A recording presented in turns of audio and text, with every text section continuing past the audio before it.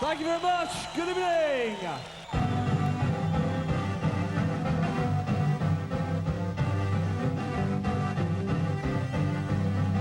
Well, that big monolithic structure that you see up behind me, the big Moog synthesizer, that's the start of the whole thing, really. That's, you look at that, and that's the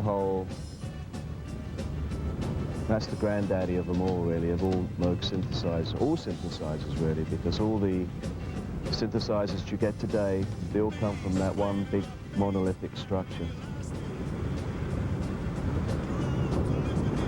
It's amazing how things have changed. Obviously, the big plans that we do have, we'd like,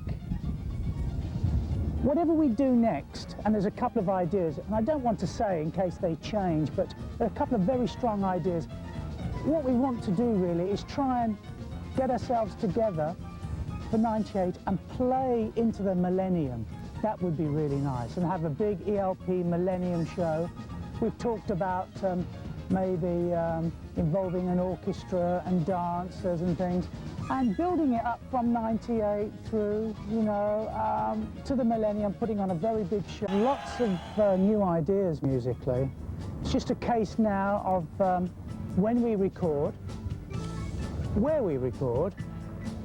We are looking at the possibility of having something ready for August '98. I think in the end it will be based on the concept of human cloning, because it's an interesting current topic which has a sort of unknown potential. It has an interesting potential because there's the potential of good. You know, I mean, obviously cloning for good is you know, replacement organs for people who are ill or, you know, disabled in some way, but of course there is an evil potential in it as well. And so it's a kind of interesting subject.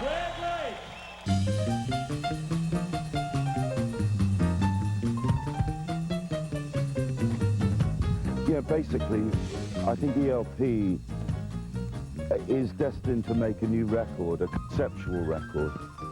I think it's been many, many years since we've really made a record which is truly Emerson, Lake and Palmer.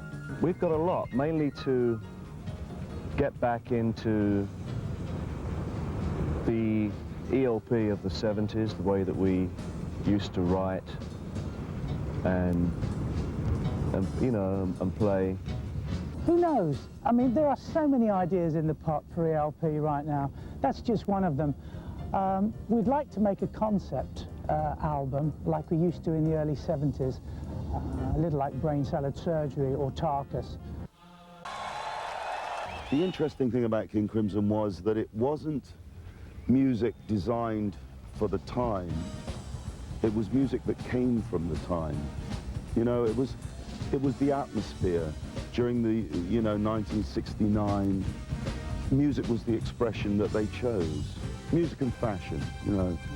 So in London at that time, it was a highly sort of, a highly inspired time. And King Crimson was really a product of that moment in time. And it was very short-lived, but it was very powerful.